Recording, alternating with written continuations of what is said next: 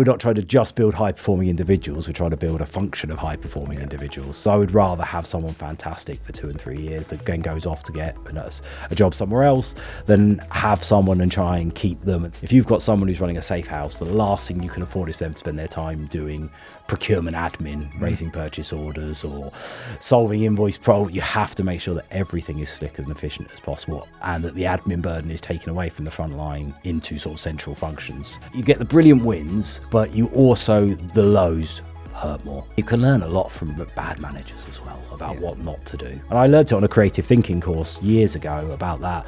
Once you run out of ways to fix it, work out what's going to break it, and then you've got a list of things you can do the opposite of. Be responsive. You can have a really good stakeholder relationship. You can really understand their priorities. But if you're not responsive and available, that's going to kill the relationship. If your senior stakeholders have to chase you, that's the quickest way to kill a relationship. So choose your battles. Don't try and fight everything. But when you choose the battle, go 100%. Hi, I'm Marco Marambe, Managing Director of Procurato. In this podcast series, we're spending time with procurement and supply chain leaders, and we talk about their career and how they got to the top of the chain. Join me as we go through their journeys and their tips and advice on how to get to where they've got to.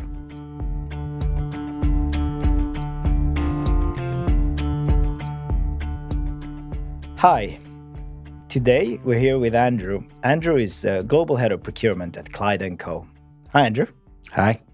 Good to see you. Good to see you again. So, Andrew, you've seen a few of these. You know how we go through the whole career. So the first thing I'd like to ask of you, please, is share a little bit about what your current role is, the parts that you're proud of the company you work for, as well as what you are proud of that you've achieved in your current role. Yep. So I'm Global Head of Procurement at Clyde Co, which is a leading global law firm across 6 continents.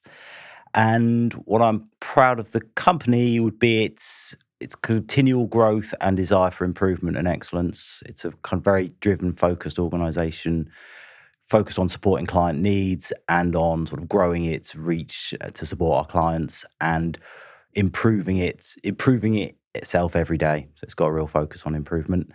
And the team and what I'm proud of my role is building the procurement function there. So there wasn't much procurement function when I joined, and now I've built it over the last 3.5 years into a sort of very positive, high-performing team that I'm very proud of. That's great. And we'll no doubt get into it a bit more. And, the company you work for, as we were discussing earlier on, I've known it pretty much all my career, and it's had phenomenal growth. So I think, I can see how you guys will be proud of it. So that's great. So yes, this is pretty much the point in the career where you are now. So we'll start back in the past and we'll go through that. But before I jump into that straight, I like asking the question of, what if your family and friends were sitting here in front of us? How would they describe Andrew? Tell us what they tell me about you. My family would definitely say I'm relentless. I don't stop. I'm always doing something at any time of the day or night. So they would definitely say, that relentless desire to be doing something, whether it's kind of going to a concert, whether it's DIY around the house, whether it's sort of learning. I've always up. So I can't just sit still and do nothing. Yeah, active. I bet they love that. Yeah. Good. And your friends? Always trying new experiences, whether it's kind of events, whether it's kind of art, whether it's music, whether it's places to go. They're always trying to find new and unique experiences. So and occasionally succeed in dragging them along to them. So you're the one who organizes those and pushes people to go and try a new experience as such. That's great. Good. So let's start with how you got into procurement and how you stumbled into it, really. So if you cast your memory back to that time, that first role, you can even tell us a little bit about what you maybe were studying till that point and how then you came about coming across procurement. Yeah, so like many, many people, I fell into it. I finished university. I did criminology with a focus on counterterrorism and political violence. Not super related to procurement. It's 100% related. It's smooth. And I was looking for a job. I was moving in with my fiance, looking for a job, and found a temp job at hospital in Salisbury as procurement coordinator. There was 2 jobs at the time. I was looking for a job for 6 months before we would go travelling, and there was a job in pensions that I wanted more because that paid £1,000 bonus if you stayed for 6 months, and we were good. But the procurement one came up first, so I do occasionally wonder what would have happened if I'd got that pensions job. That completely different sort of fork in the road. We got the job at the procurement coordinator, stayed for 6 months while we saved up to go travelling. And then after travelling, came back and got the same job, but in a different hospital, in the Reading Hospital in my hometown. So it was just pure chance of falling into one job. And then when you come back from travelling after a year, what's on your CV? It's the last thing you did. So fell into that. You didn't have the £1,000 for your travels, but you definitely had a career to come back to. Yeah, exactly. That's great. That's good. Yeah, and people often... we discuss that often around, what would have happened if I chose this other path? And frankly, I think about that for myself as well. It's quite interesting. So tell us a bit about that role. What were the kind of immediate learnings, taking into account that when you come out of having a whole, until that point in time in your life, you're always hanging out with people more or less of the same age, more or less at the same point of their life, and then suddenly you get thrown into serious work. And in the serious work, you have to interact with people of different ages, different positions in life, points in life. Give us a little bit of a context around what you learned in that first job and in the first 2 jobs, really, after even your travels. So I learned from a kind of functional perspective all around procurement because I knew nothing about procurement. The job was raising purchase orders, expediting invoices, resolving invoices on hold, the kind of that administrative level. So I learned what procurement was, what it did, why it did it. I think the key lesson that I learned moving forward is that there is often or can be a very big divide between procurement and the users of the service. So you'd have procurement sitting in the office, in the hospital site, and there would be a potentially very large divide between the frontline staff, the nurses, the doctors that are using what procurement buys, and there can often be a big gap in that and a completely different perspective on what's important and what you're trying to achieve. So I definitely learned that going out into the wards and to work with the nursing staff and the doctors, that their view of procurement and procurement's view of procurement and procurement's view of each other was completely different. So I think that's the learning I took moving forward, is you have to really understand what your stakeholders want and what they think the procurement is trying to achieve, because they can be very different things. Yeah.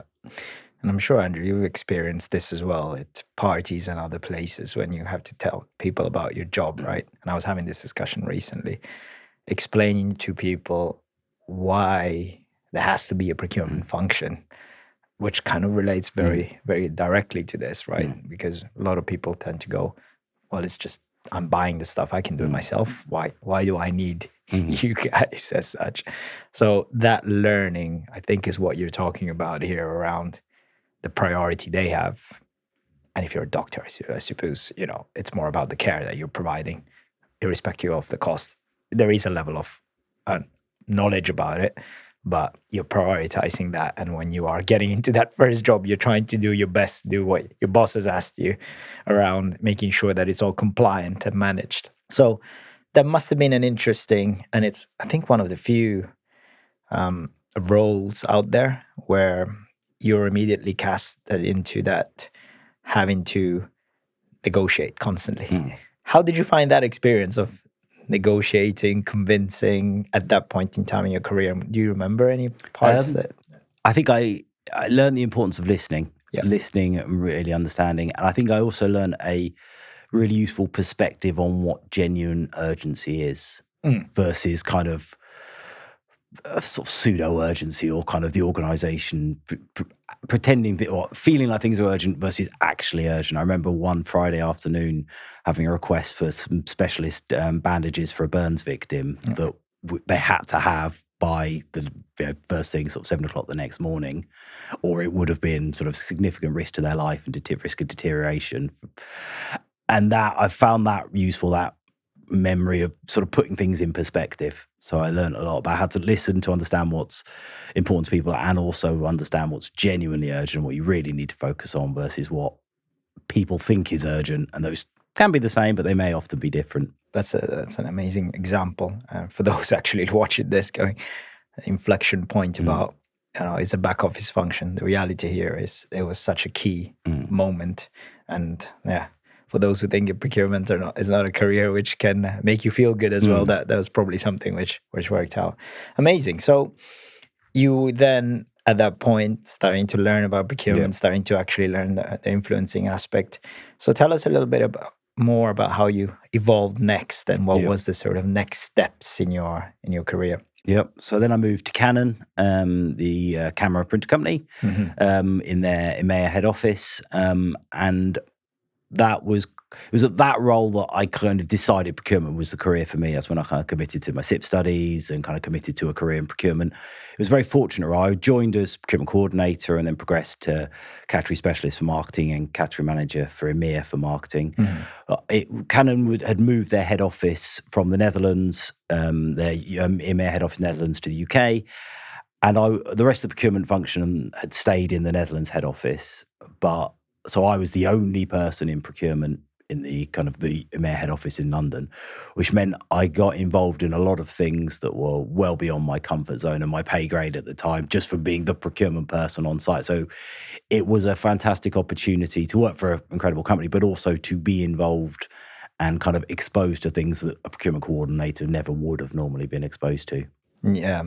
And it would have been a different mindset as well to adopt. So you were working with doctors, people who are actually working on that front line, providing a service to society in the public sector, to then jumping into the private sector, into something which is a great brand that we all know, but very commercially driven, of course, as well. How did that feel? Was there like an impact? Was there immediate differences that you noticed, apart from the obvious things that I've just stated, that you felt you needed to adapt to when you went into that space? I needed to adapt. I suppose the intangibility of what we're buying was the main change, going from a hospital where you're buying products, machines or bandages or things to go on patients or to serve patients, versus particularly when you're buying marketing procurement, it's a very intangible and can be hard to quantify. So that was the key learning, is going from buying products to services, and going from working with doctors and nurses to marketing professionals. It's a very, very different set of stakeholders, very different priorities. The perennial question about marketing and the value it brings and how it's difficult to pinpoint. Some elements were very similar. This was 2009, so kind of just still in the kind of global financial crisis. So things like cost and stuff were still absolutely key, and the sort of the tightness of budget. So some elements were still quite similar, moving from public sector to private sector, but other elements were quite different. Yeah, I can see that, because directs and indirects, as we call it in our world as such, it's one of those things which you really need to adapt yourself to in terms of services. And that will have been also a role where you are now exposed to a different set of stakeholders.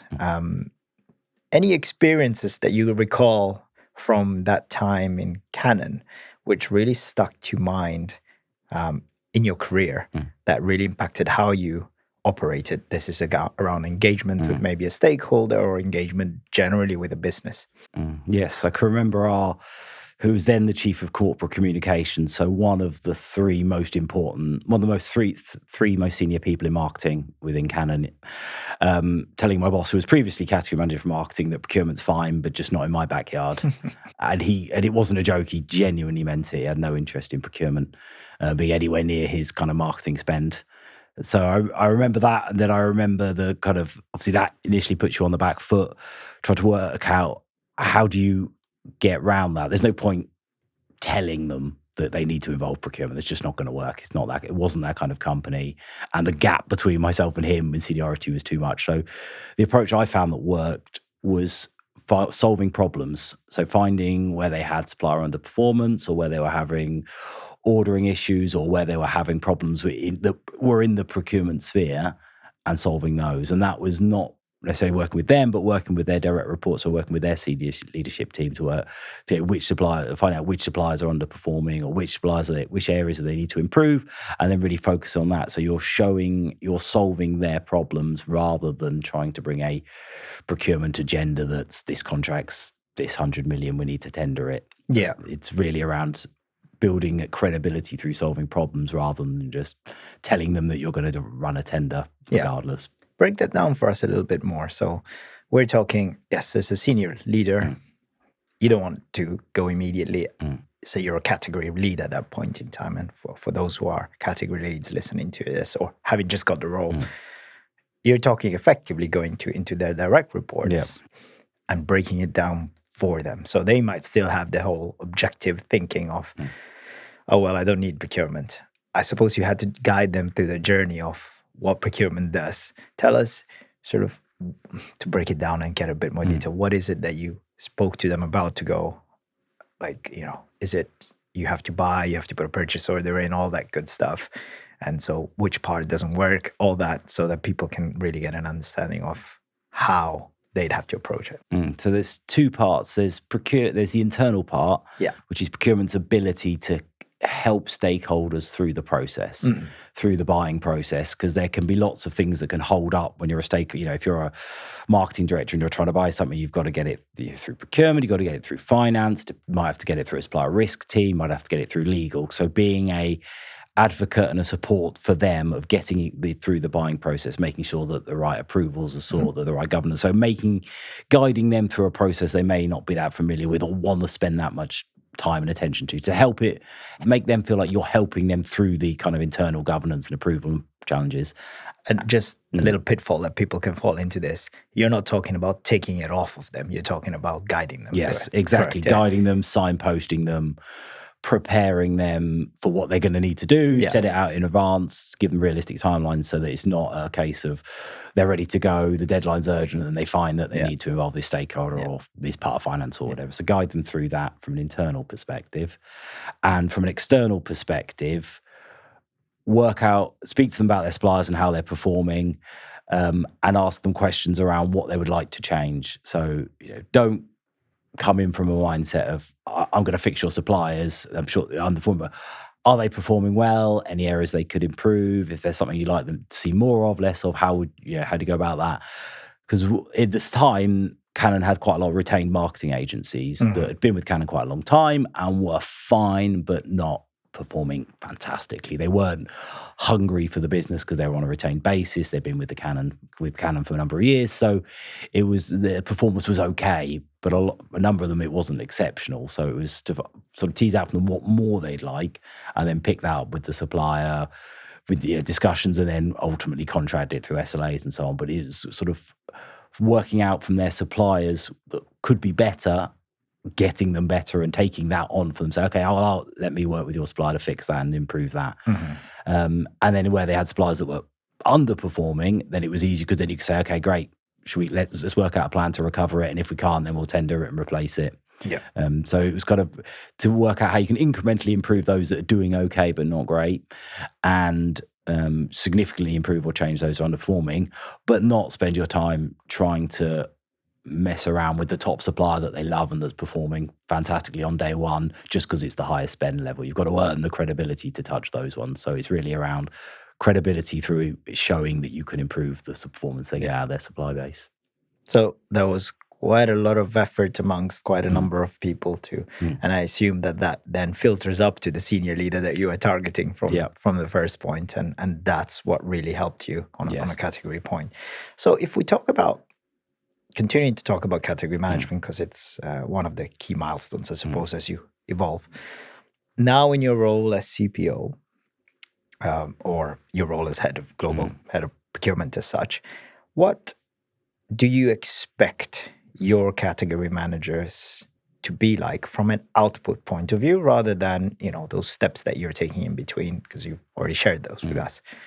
What do you expect to see from a really good category manager?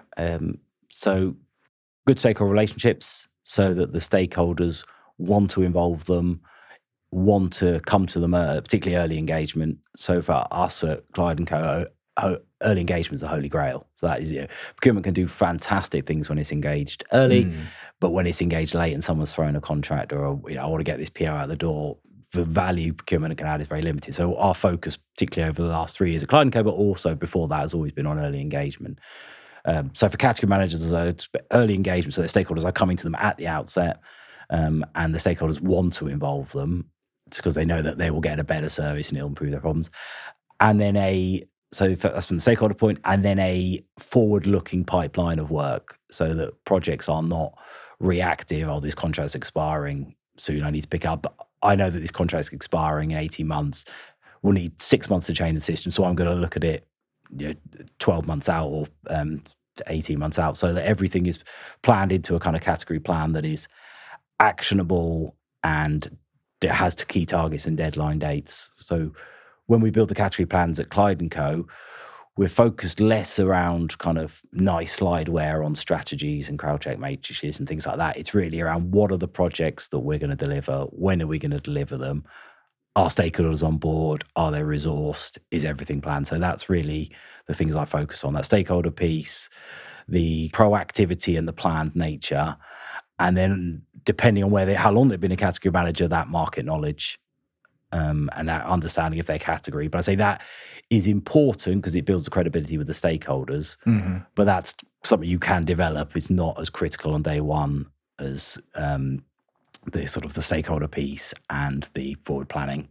So really, if you were to put it in a priority list, the stakeholder piece is something that, again, influencing knowing who you're communicating with, how you're communicating, all of that is really important. So what tips would you give to someone who's wanting to do that from I need to influence my stakeholders, I need to understand my stakeholders more?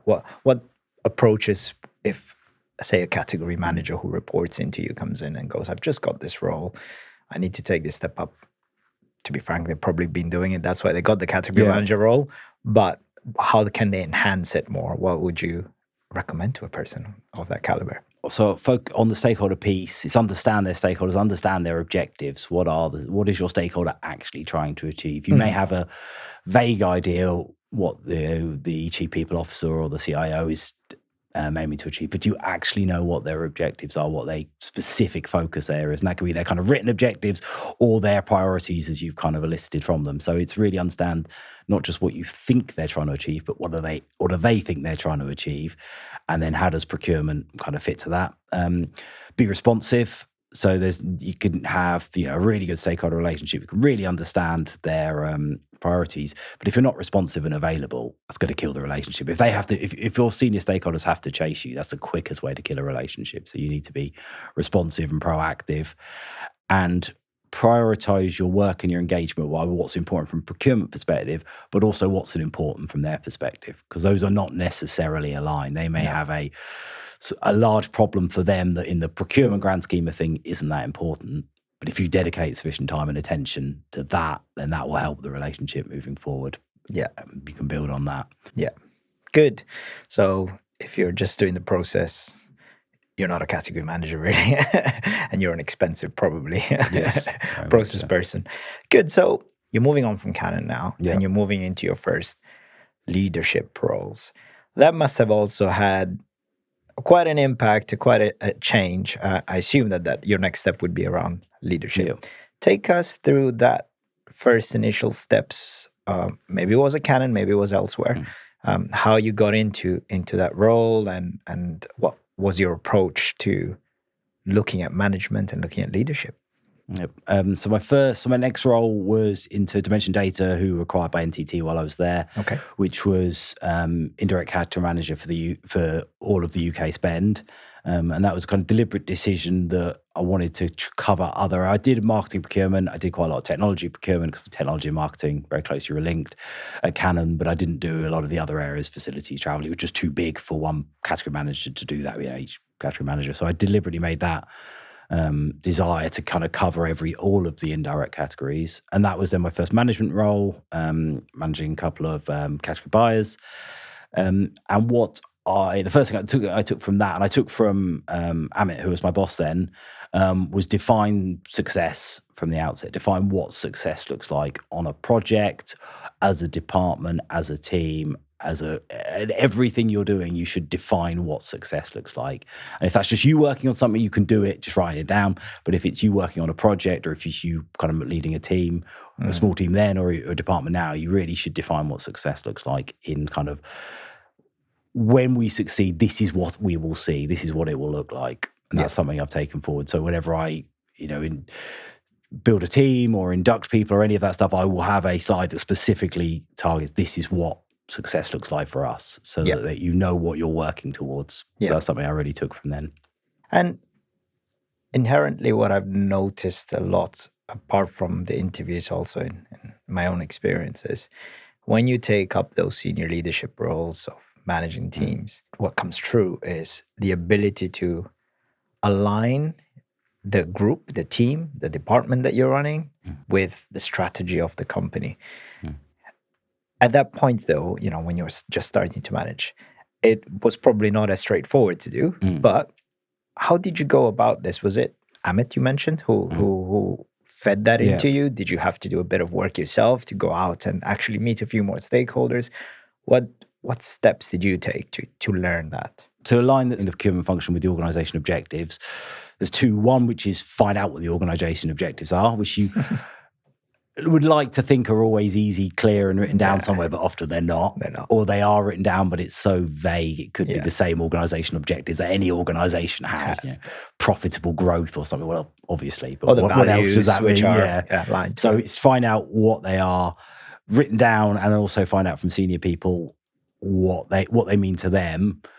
When I joined Salvation Army, then when I joined Metro and I joined Clyde, I spent the first month just meeting people, whether they're the team, if there's an inherent place team, or stakeholders, and meeting everyone. Because during those first months, you can ask any question. You can ask all the most basic questions that you can't ask after 3 months, because you really should know the answer. And if you don't know the answer because you didn't ask the question, and so really make use of that time being new, where you can ask all of the open questions. There are no dumb questions in the beginning. Yes, you only become dumb if you didn't ask them at the end. Exactly. Later at that point. 100%. So that was the real focus: is understand what the organisation's written its objectives, and then speak to everyone, particularly those in senior leadership positions, to find out what the objectives actually mean for them. That is, I think, a really powerful tip, because it's so easy to just sit back and read the material and think you make an assumption of it, but every person has a separate interpret, and they interpret it in a completely different way, or there are nuances to it. So it's really important to sit down, really, again, it's coming strongly out, the fact that communication and engaging with stakeholders is really important. So you referenced it.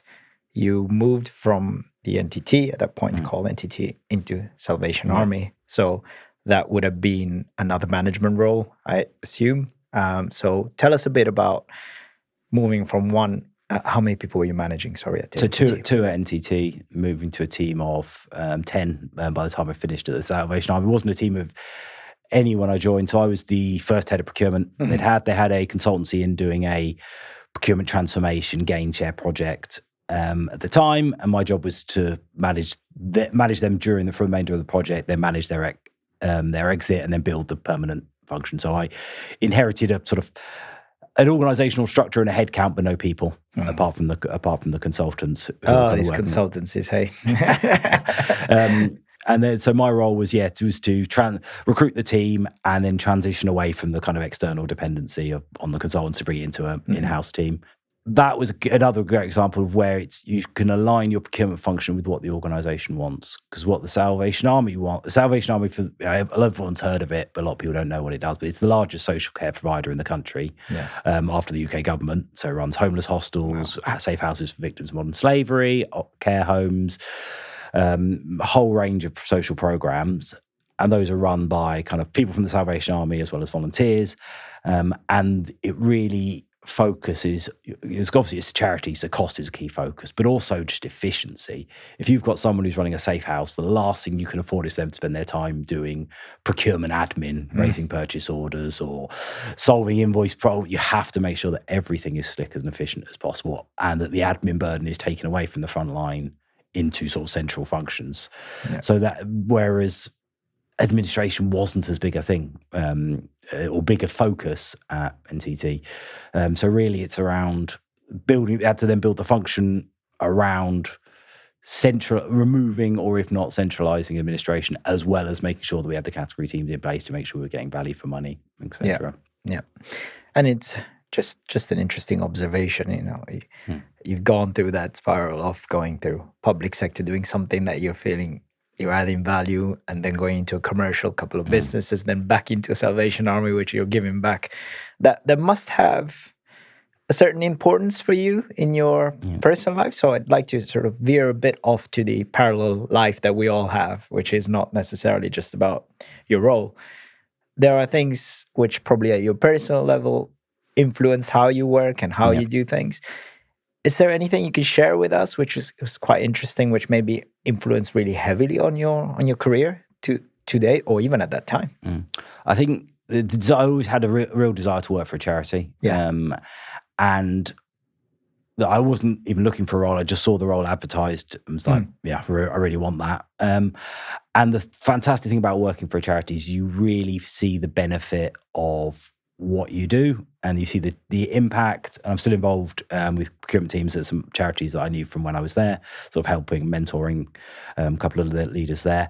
You get the brilliant wins, but you also, the lows hurt more. When you see wasted expenditure or supply contracts that aren't performing the level they should be, it hurts a lot more when it's charity money. So you kind of get a lot bigger highs, and it's similar in the NHS, but the lows can hurt more because they feel a lot more real. And you know that there is a person struggling at the end of everything we do. So you really have to make sure that you are delivering, because you know that your mistakes could have far more bigger ramifications. Yeah.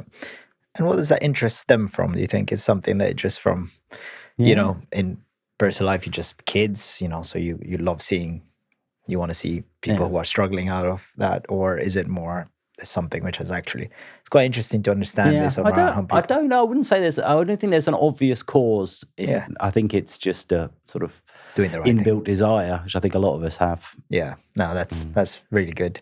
And so we're now going to, this is a good topic of discussion around people and that part of it.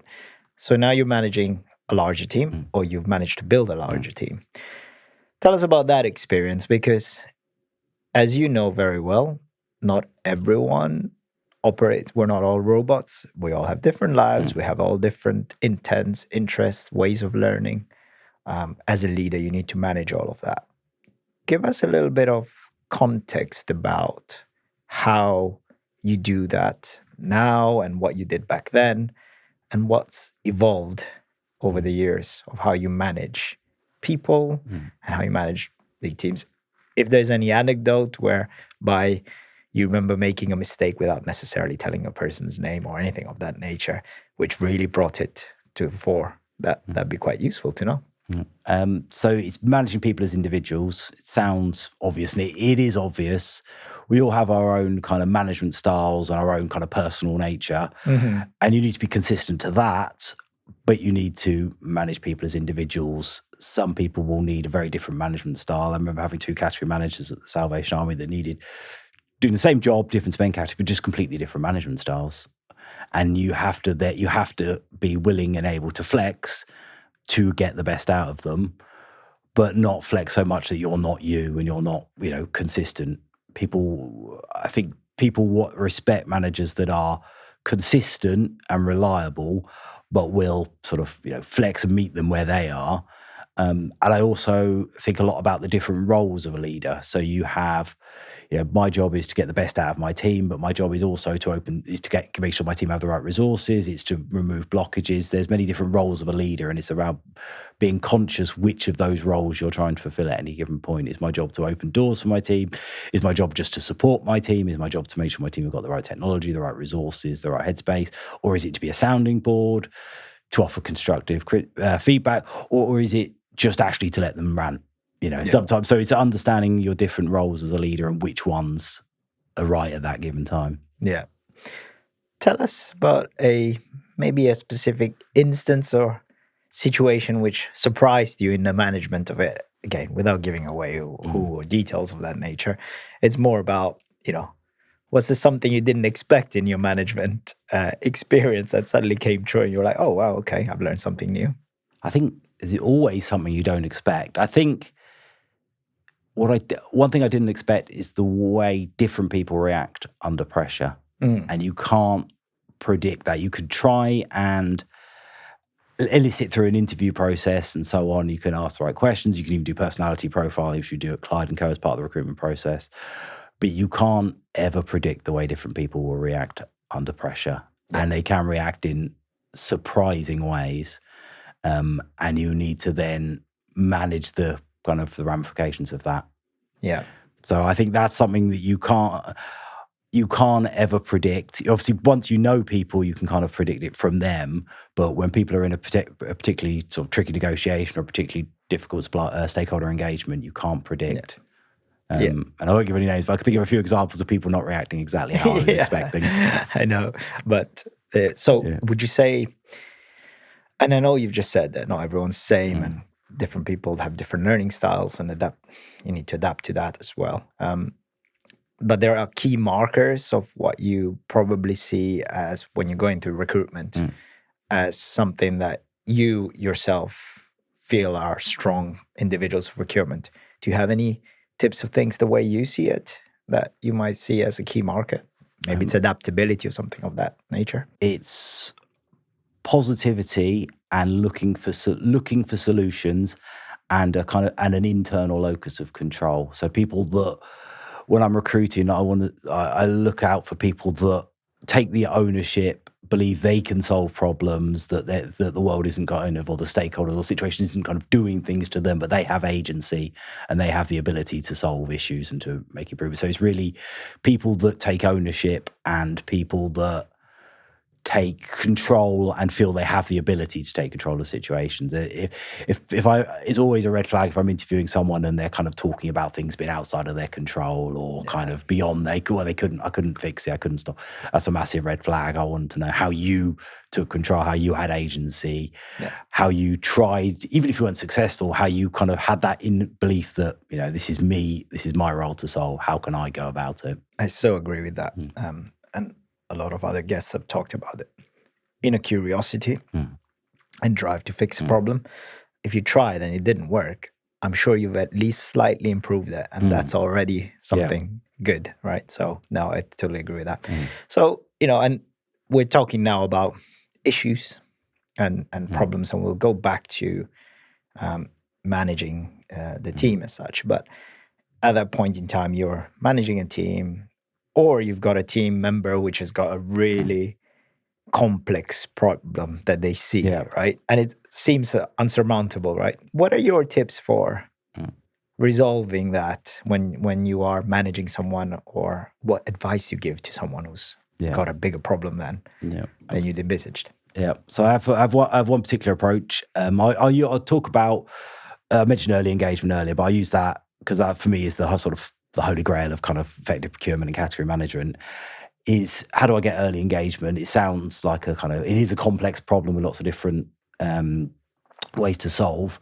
One approach, you sort of first you brainstorm what are the things that could improve. When you run out of ideas for that, work out what are the things that are going to make it worse. So if my aim is early engagement with stakeholders, what are the things that I can do that will achieve the exact opposite of that?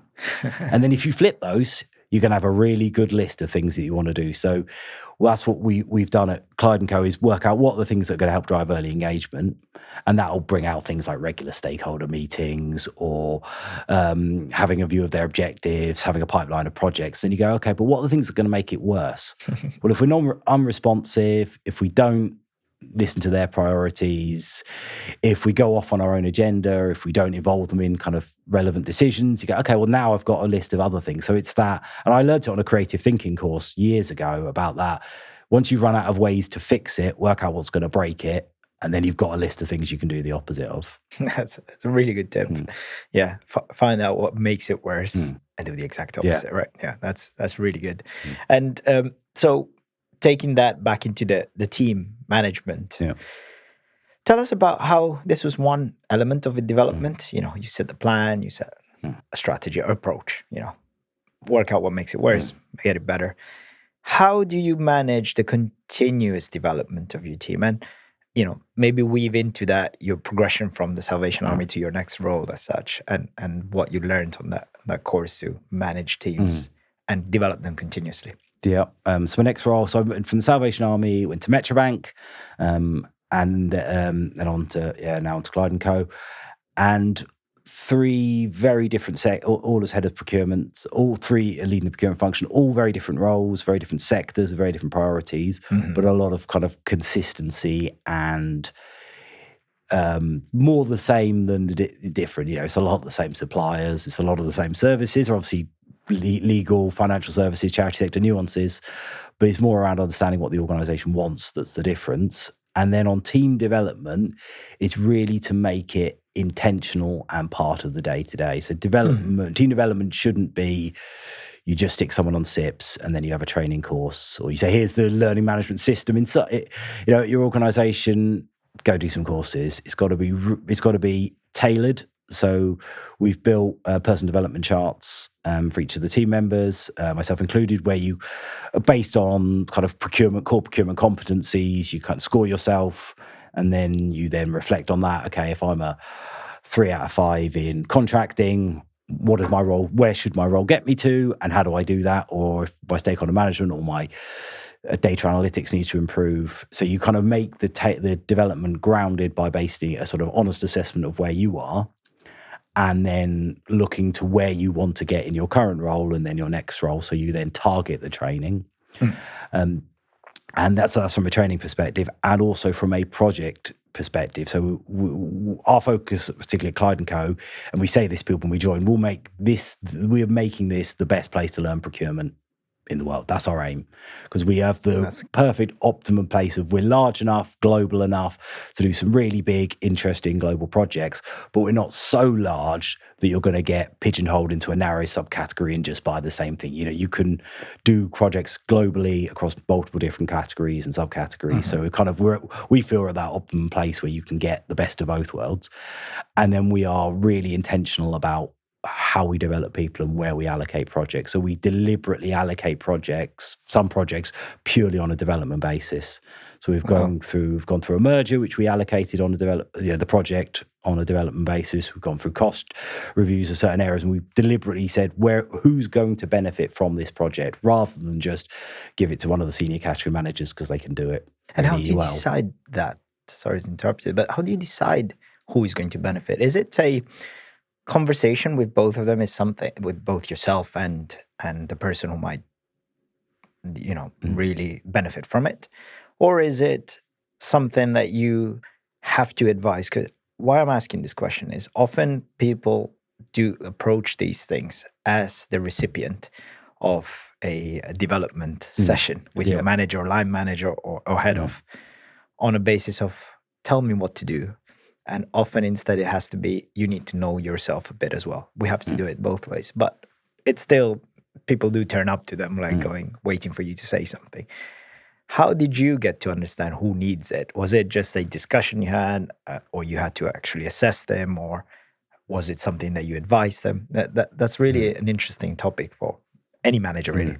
In terms of the who, it's discussion with my leadership team. Okay. Because these are their direct reports that are running the project. So it's discussion with them as individuals, but also together, so that we are all on the same page of what's the next development project coming down the line? Who does it go? Who should we go to? And so it doesn't always go to the same person. So we deliver splitting it amongst the team. So it's discussion as a leadership team on which projects we think will develop which people, and then Clyde. So, for example, on the cost challenges for certain of our regions and the mergers, Clyde does these things. We've done these things before. We've done mergers before. We've done cost challenge. So it's speaking to the person, explaining what that we select, why we selected them. This is the project. Here's some stuff on how we've done it before, but own it in your way. Here's some stuff that will be useful to get you started on when we've done it in this region, and you're going to now do it in this region. But you own it and do it in your way. And two of the team that have done them this year, the output and the communication and the tracking was far better than when we did it last year, because they've taken it, they've run with it, and they've added their own. So they've got the basics of how we did it last year and improved it. And and the visibility and the way it's been tracked and the kind of way it's been reported is it's far clearer and sort of more concise, sharper. Yeah. So it's about giving people kind of the expectation. This is what the project is. This is what it's trying to achieve. This is how some stuff on how we've done it before, but you own it and you run it in the way you see fit. That is quite powerful again, because you're constantly allowing them to improve on something that they've become good at as well, which is quite good. There's also the risk on that side though, that you always go to the same person for the skill set. How do you balance that to get the other people involved? Because someone might be interested in doing mergers as such as well. Do you try and pair people up? What approach does your team even adopt? So we make sure we deliberately allocate them. We make sure we deliberately don't allocate them to the same person. So so the last three, the sort of big development projects we've had over the last few months have all gone to three different people. Okay. And it's a deliberate choice, because we're trying to build we're not trying to just build high-performing individuals. We're trying to build a function of high-performing individuals. So we have lots of people that are kind of progressing and developing, and that's always been the way I've tried to recruit and develop people. Is I would rather have someone fantastic for 2 and 3 years that then goes off to get a job somewhere else than have someone and try and keep them, and they're just okay, or you just don't develop them because you're the fear of if you give them management training or management exposure, they're going to leave. I'd rather give them all that, and if they leave, and good luck to them. So I'd always rather recruit people that are progressing on the way up, give them the opportunities, and then if they stay and they develop and promote internally, brilliant. But if not, I'm fine with that outcome too. That's another great tip, because careers, the way if you look at it from a projection point of view, it's never like that, right? It's sort of goes up, then hits that line again, then goes up. You want to be part of that line, which actually constantly is bringing that peak for them. And whether it lasts 2-3 years or lasts 1 year or 2 years doesn't really matter. As long as you're part of that peak at that point in time. For that's again a great pointer. So team leadership is really probably the biggest attribute that you can bring at your current career point. It's about recruitment, having the right team, setting up the right team, and all of that. But with that, there is another big aspect, which is ensuring that your department, the one that you're leading, actually influences or has the right impact with other departments. So for those who are at that sort of senior leadership role now and looking at, okay, I've just got this really senior role, what tips do you give them to ensure that with other big sort of roles or other heads of departments, you manage what you need to achieve together with what the company as a whole needs to achieve? There's a slight nuance, I think, compared to a category manager or even a director, when you kind of move up to that next level. What are your tips around ensuring that you achieve what you need to achieve together with the surrounding heads of as such? So it's the easy thing to say is maintain good relationships with them and make sure you understand what they're trying to achieve, which sometimes is obvious and easy, but sometimes isn't. And the other thing we do, and I've done is define what matters to you and then define what doesn't matter to you. So to give more explanation, we've got procurement strategy like every procurement strategy, and our procurement strategy document is fine, it's great, but it could be any organization's procurement strategy. You could change a couple of words here. What we then said is, okay, that's our procurement strategy. What does that actually mean? So what are the 5 tangible things that we are going to deliver out of that? So we address commercial risks, address sort of vulnerabilities from our supply chain, show high performance from our suppliers, value for money, and sustainability. Those are the kind of 5 core things.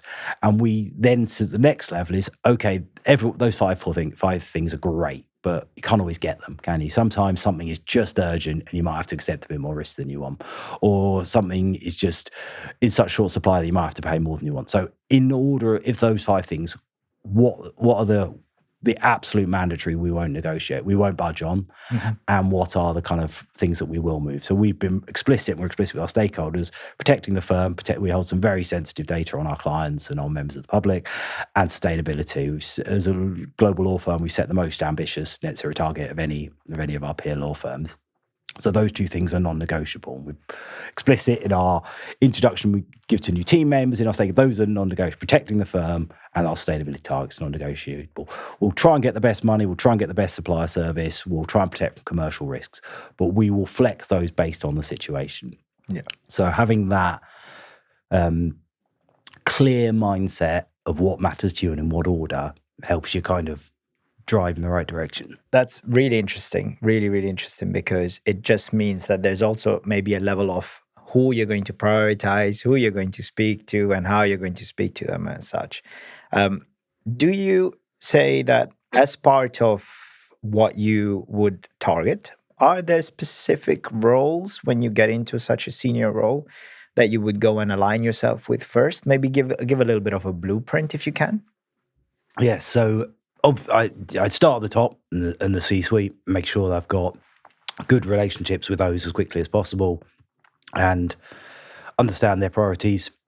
But then also you learn when you're there. So there are people that on the organization hierarchy may not be that senior, but they are the linchpins that get things done. Yeah, so work it out first and foremost. So you start at the top because that's the logical place, but work out who are the key decision makers, who are the gatekeepers to different processes, who kind of calls the shots and kind of moves things along. And that's something you can only really learn as you go by kind of keeping your eyes open and your ears open. It takes a few months for really people to get that. And I assume you give yourself a specific set of time as such to do so. I want to touch on a different topic slightly before we go back into sort of that area of it. Mentorship, it's one of the key sort of anchor questions that we have around here. Yeah. And people don't necessarily call it mentorship at times. Sometimes you don't have a formal mentor as such. It's people who you've learned through the career.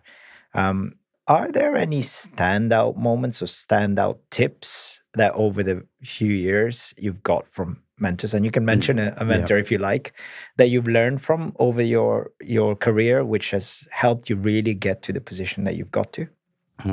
Yes, lots. So I've not had one formal mentor, but I've had some sort of really good line managers in different roles that have mentored me when I've been there. I've had very different line managers, all have been kind of chief procurement officers, but one was a salesman, really. That was his background. I've had another that was an engineer and another one that was a consultant. So 3 very different, all in very senior procurement roles, but for different backgrounds. And I learned very different things from them. And I remember my line manager at Canon, one of the pieces of advice he gave me that really stuck with me is choose your battles. Don't try and fight everything. But when you choose the battle, go 100%. So don't try and fight every bit of spend that's not as optimized as it could be. Choose the ones that really matter, but then do everything on those. So really focus on those. So it was the 2 parts of choose your battles and really focus where you choose it. Don't try and fight every battle. Yeah, don't cast your net so wide, actually focus, don't boil the ocean. There's so many sayings we can use. And I'm glad to hear that also you learned something off of a consultant, which is usually not what people tell us. And of mentorship, right? How important is it? It's critical to have people that will spend the time to help you develop, and particularly for me, the sign of a good mentor is someone that asks open questions and doesn't give you the answers, forces you to figure out the answer for yourself, because often you know the answer, but it's quicker for someone just to tell it to you. Yeah. So a good mentor is someone that forces you to answer and to answer the question yourself and reflect on it. And I think it's really critical. What I would say, though, and it's not often discussed about, is you learn a lot from terrible managers as well. And I've had a couple in my time that were pretty awful, if I'm honest. Not necessarily my managers, often sort of more like my manager's manager that I'd interact with. And you can learn a lot from bad managers as well about what not to do. So, try and learn by other people's mistakes. So it's really important to have good mentors and to sort of proactively go out and find yourself mentors. But also, if there are either your direct line manager or their line manager or someone else in the organization is a terrible manager, try and learn from them. Learn what not to do.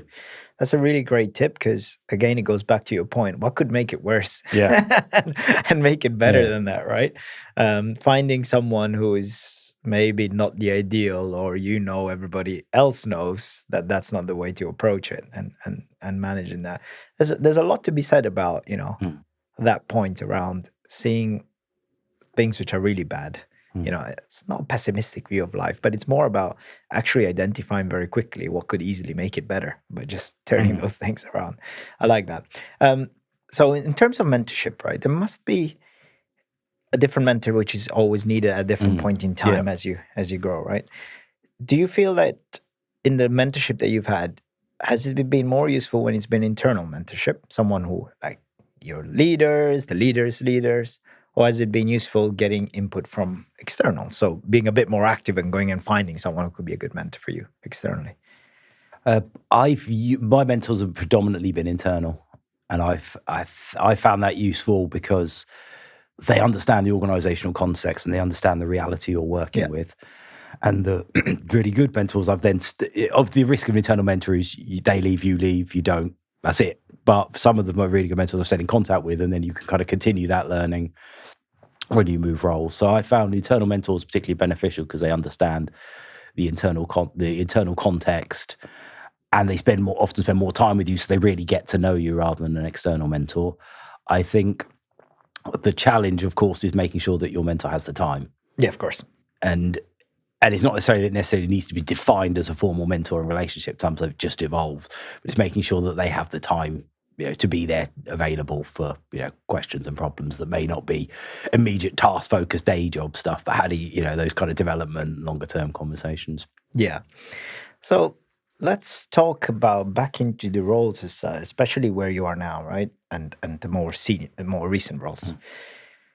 That engagement with the very top end of the company, right? That's one of the areas that I think you need to, as someone who heads up a team, heads up a department, really has to really undertake and tackle.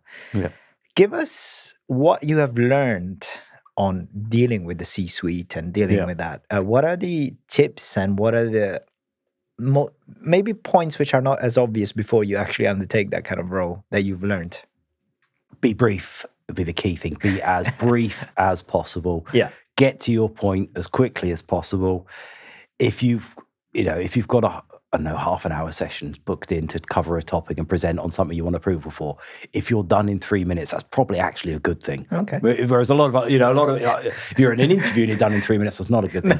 But actually, if you focus on brevity, because these are senior people that have obviously achieved in their functional fields, so you can skip a lot of the basics and just get to the point as quickly as possible, because they will be, very time poor. So it's really get to the point, be concise as possible, and make sure that if you're presenting something that it's on one slide, if at all possible. Yeah. Try not to you shouldn't have a need for a second slide. It should be so clear and compelling that you can just, this is the decision, pros, cons, are we happy, move forward. Yeah.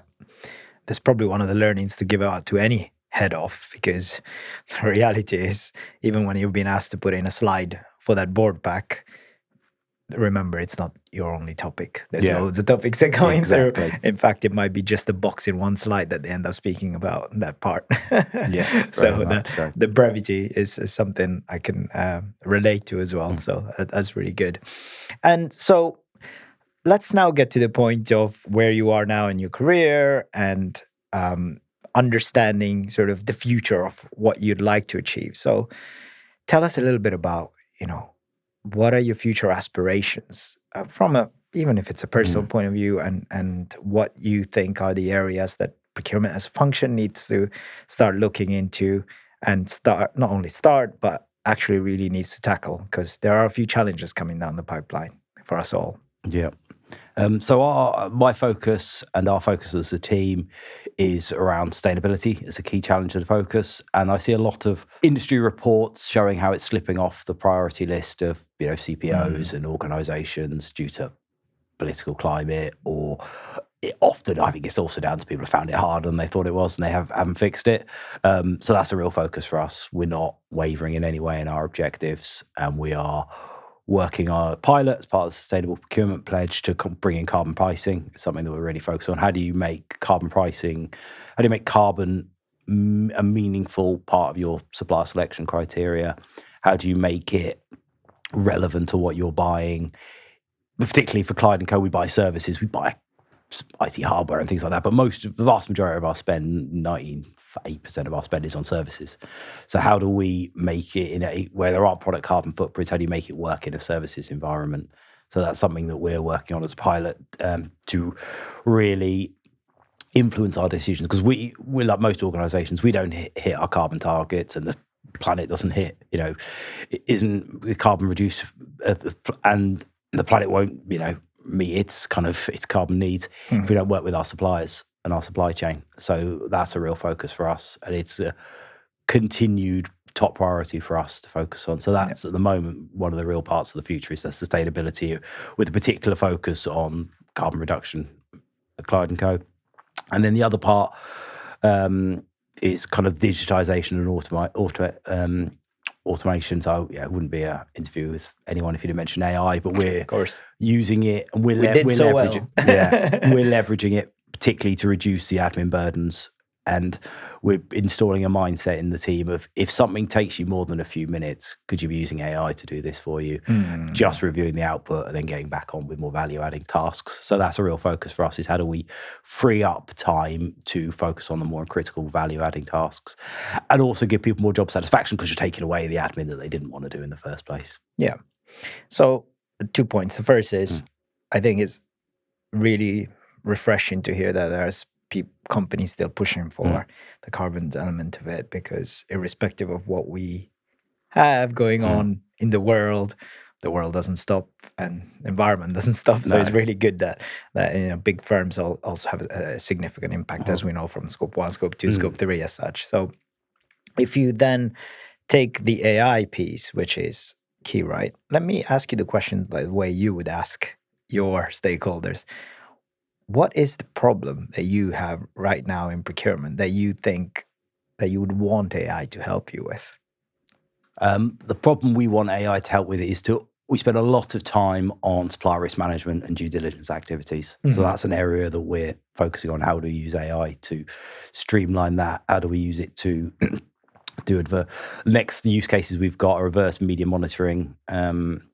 How do we improve our ability to get real-time information on our suppliers, which is something that AI is literally perfect for, and then reviewing supplier due diligence responses and comparing them to previous years, and which is another thing that AI is really useful. So it's around reducing the amount of time we spend on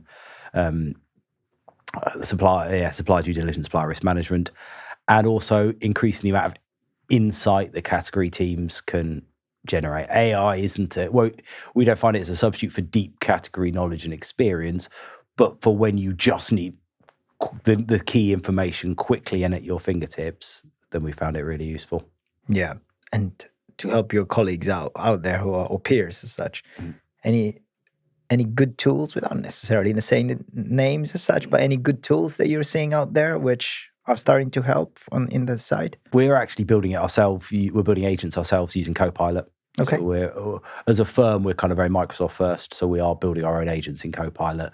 Built one on the flip side on bid management and tender questions. So we like a lot of procurement teams, I'm sure will have to respond to client pitches and bids when, if our clients are asking us a question around modern slavery, supply due diligence, supply chain, those questions via the bid team filter procurement. So we've built an agent that automates does the first draft automatically to responses to that, and then now someone's just sanity checked, which has freed up quite a lot of time.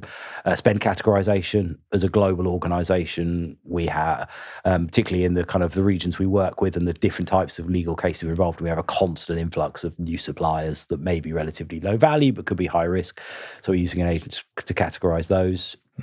And then the other two use cases around risk management and adverse media monitoring and the next one. So my advice is build a list of kind of use cases, get the team to build those as well, because they're the ones that know better. I know where the team spend their time, but they really know where they spend their time, and they also really know the bits that they think would be suitable. So build that use case list and make it a sort of virtuous cycle of, we do something, we share it with the team, someone else builds on it, and you're kind of continually learning. Because we have members of the team that inherently love this stuff, absolutely love it, and having members of the team that inherently, I wouldn't say go far to say skeptical, but would just not convinced by the benefit. So it's making sure that you bring everyone along by showing them tangible use cases that will make tomorrow easier, quicker, faster for them. Good. That's useful. Thank you very much. And so the aspirations that you have personally now, so what are your next not next steps, but what are the things you'd love to evolve in your world as Andrew, the challenges that you'd like to tackle in the near future? So the thing I really enjoy now is mentoring. Really enjoy mentoring. Good. And I've done it both with kind of procurement professionals within the charity sector, as well as people from a local school near our office, and people in a local school near where I live. So I've really found the ability to kind of ask open questions and support people really valuable. So that's something I really want to focus on, is to continue that, outside of the day job, continuing that kind of external mentoring. I find that's really great. That's valuable. That's a great bridge to my next question which is, if someone's watching this and going, I love what I hear, there's a lot to learn, what would you say for someone looking to maybe join your team or join your the company as such? What would they get from Andrew, and what would you help them get to?